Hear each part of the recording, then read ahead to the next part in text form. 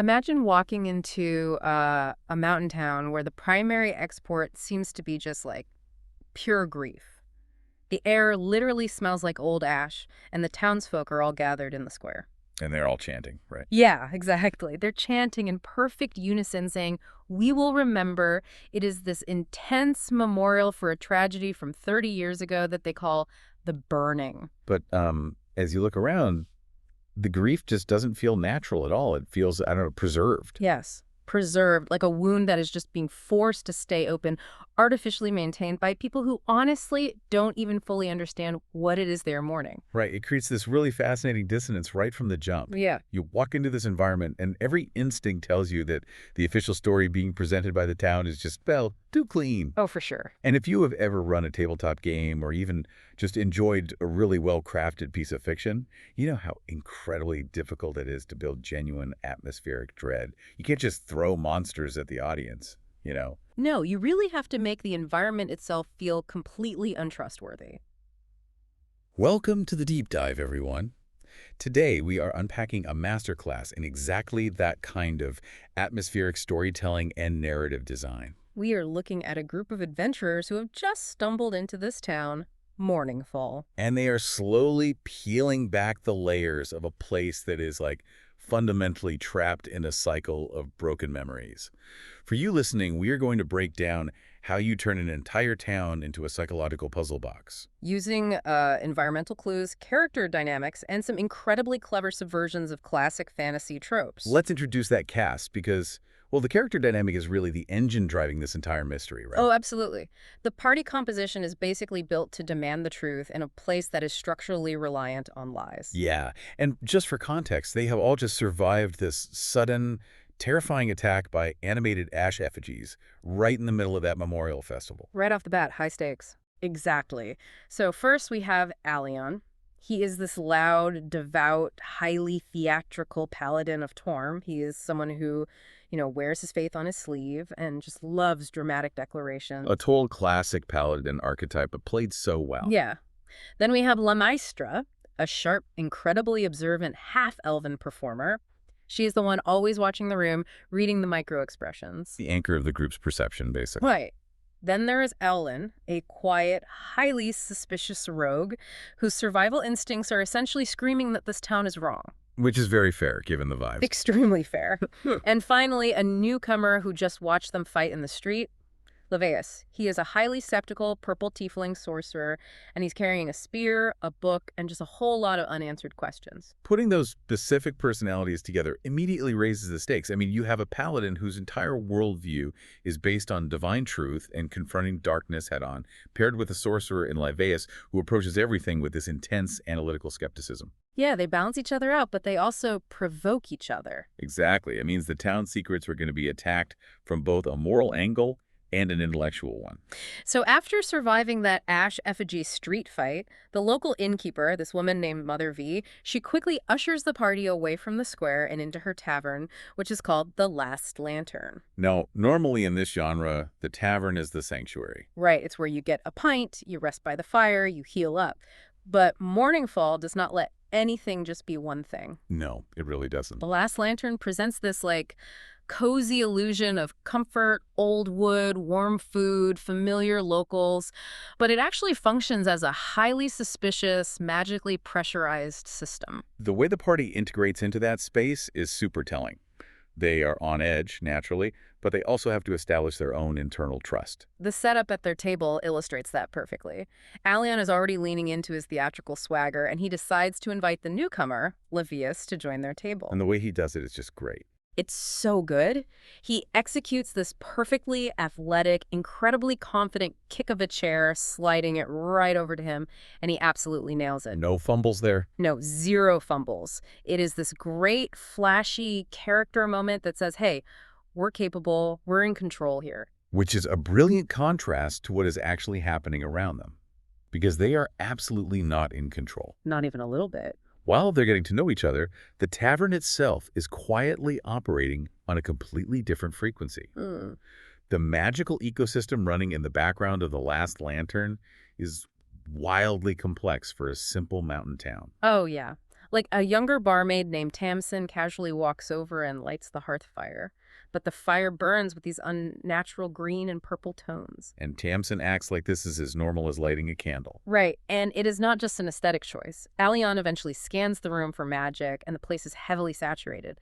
That hearth fire, it is radiating abjuration magic. Which is specifically protective magic, right? Exactly.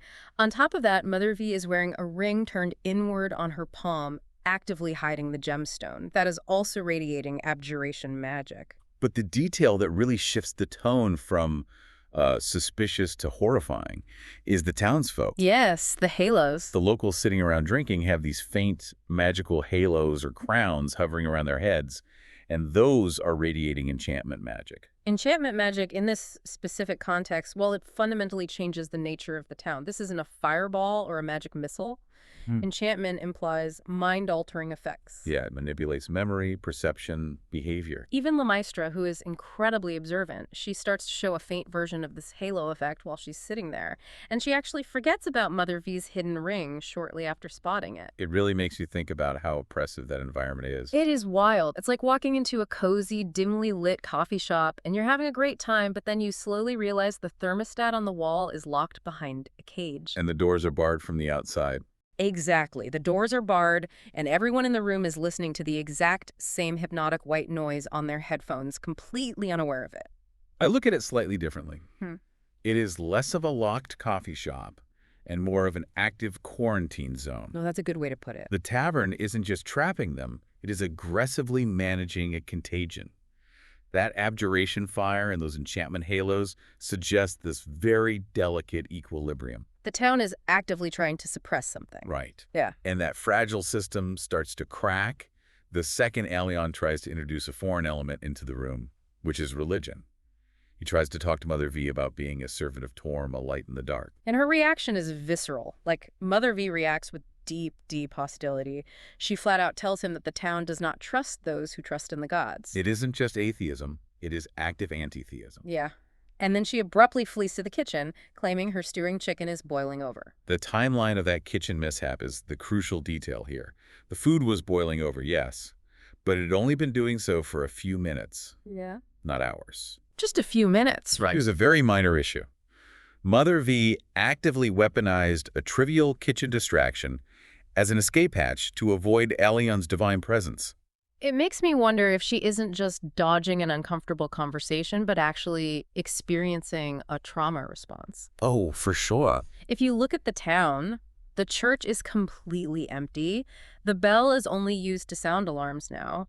Whatever happened 30 years ago during the Saith, burning didn't just kill the miners. It seems to have systematically eradicated their faith. Or at least hardwired them to believe that trusting in divine power brings catastrophic danger. Exactly. That trauma response forces the party to change tactics. If Mother V is using the kitchen as a shield to hide from the town's religious trauma, the party has to find someone who isn't hiding. Which brings them to the bottom of a bottle. Yes. While Allion is causing a distraction with his music, La Maestra does some brilliant social work. She approaches Roger, the tavern drunk. The classic trope of the guy who was always there, drinking all day, but they subvert it so well here. They really do. La Maestra asks him if he drinks to forget. And Roger drops this massive, unsettling clue. He tells her, you don't want old memories. That completely recontextualizes the memorial festival outside. Yeah. They aren't just grieving, they are actively being made to forget. Yeah, Roger's essentially confirming that the town's narrative history changes from year to year. He knows the town is full of liars, but the tragedy is that most of them don't even know they're lying. Because the enchantment halos are periodically wiping or altering their cash, essentially. Which explains why the town's economy makes absolutely no sense. The tavern is packed, people are eating and drinking, but nobody is paying for anything. Right, no coins are changing hands. They are just acting out this hollow, cyclical pantomime where someone raises a glass and the whole room chants, "We will remember," in perfect unison. If your memory is constantly being overwritten, money loses its value. You just fall back on rote, ritualistic behavior. The mechanical implication of that is terrifying. If the minds are sealed and the memories are constantly rewriting themselves, the town is effectively dead. They aren't producing anything. They're just existing in a loop. Just totally stagnant. And that stagnant environment is the perfect breeding ground for the rot that Allion discovers on the wall. Yes, the mounted head.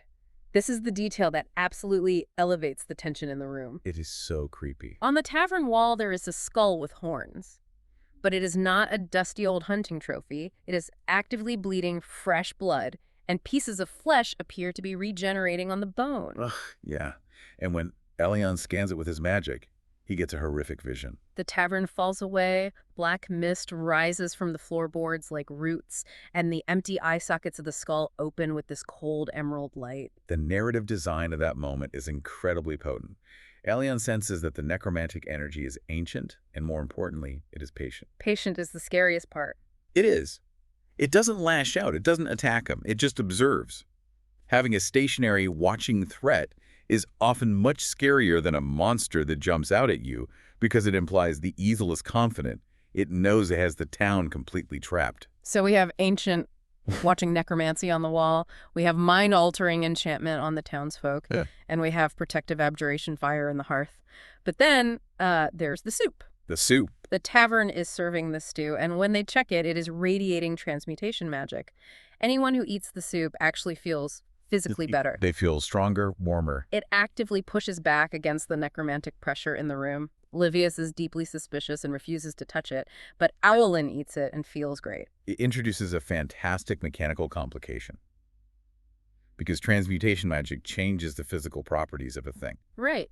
It makes me think Mother V might be some sort of unwitting alchemist. Like, I doubt she knows she's serving a magical defense mechanism in a bowl, right? She might just be blindly following a 30-year-old recipe that was specifically designed to combat the lingering effects of the necromancy. Or it could be a metabolic reaction to the environment itself. If the entire town is steeped in necromantic radiation, the transmutation magic in the soup might be acting as a chelating agent. Oh, like binding to the dark magic and flushing it out of their systems. Exactly. It proves that the magic in the Last Lantern isn't just set dressing. It is highly functional. The fire and the soup are actively fighting a war of attrition against the necromancy and the memory-altering enchantment. But the tension of this delicate, magical Cold War inside the tavern is suddenly shattered. A panicked woman bursts through the doors, screaming that a local named Nora has been taken. And in Mourningfall, the vocabulary is very specific. Taken doesn't mean kidnapped. It means possessed. The party rushes outside, and we get a front-row seat to the horrifying reality of how this town handles the afflicted. Nora and several others are out in the street, acting somewhere between alive and undead.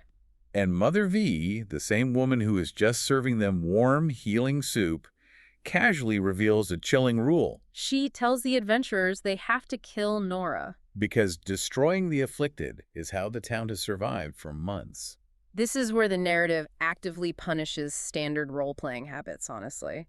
These aren't mindless zombies, they're innocent villagers being puppeteered by something dark. Naturally, a good aligned character wants to save them.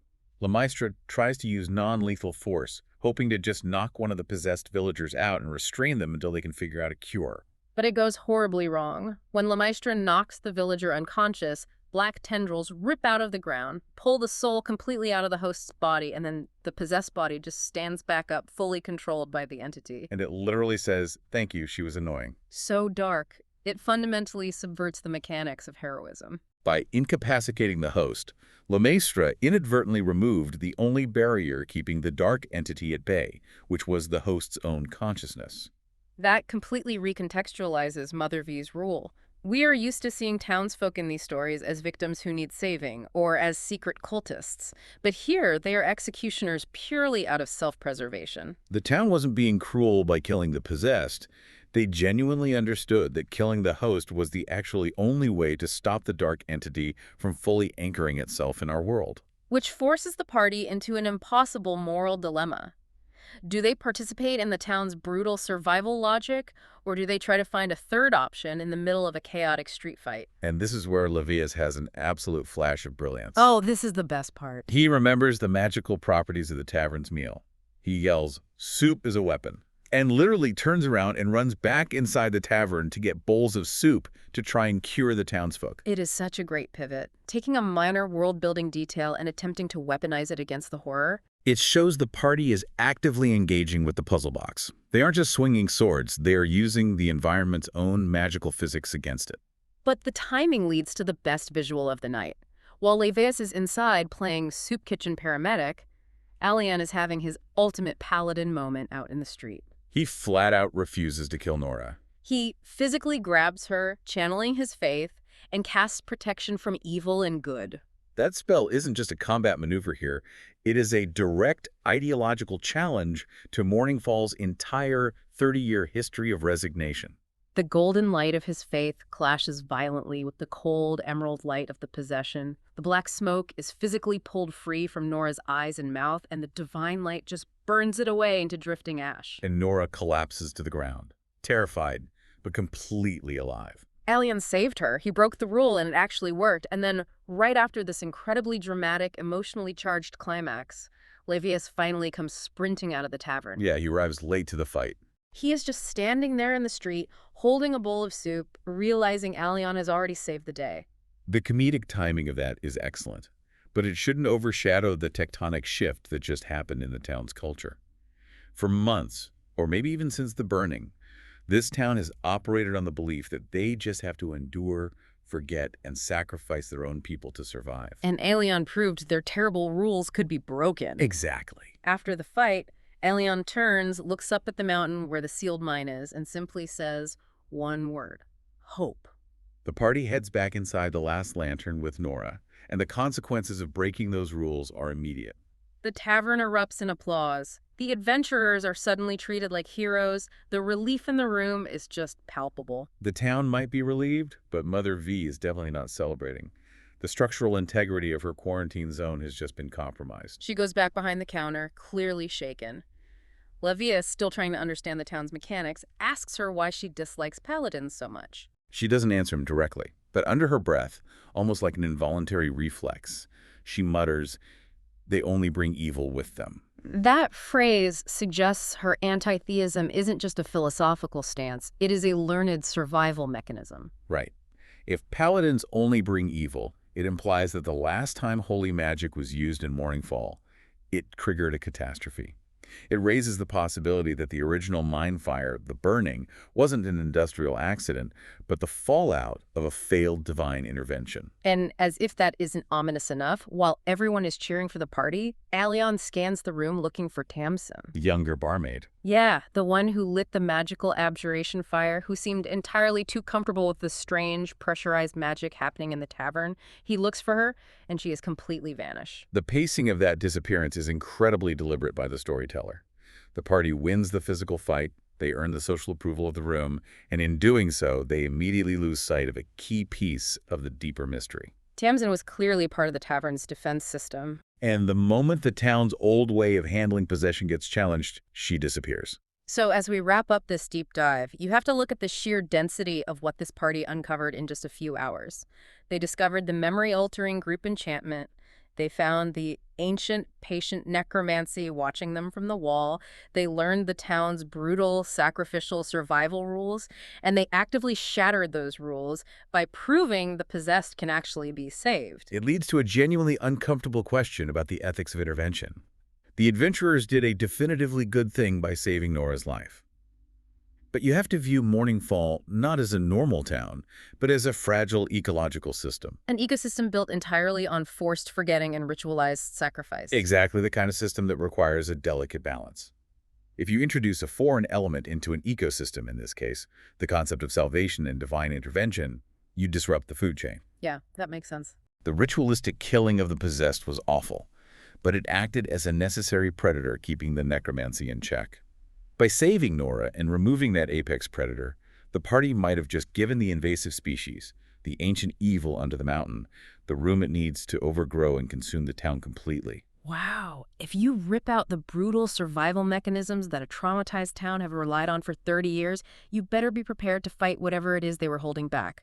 In a place as carefully, magically pressurized as Mourningfall, introducing hope might actually be the most dangerous, destabilizing thing you can do. We will leave you with that to think about. Until next time, keep diving deep.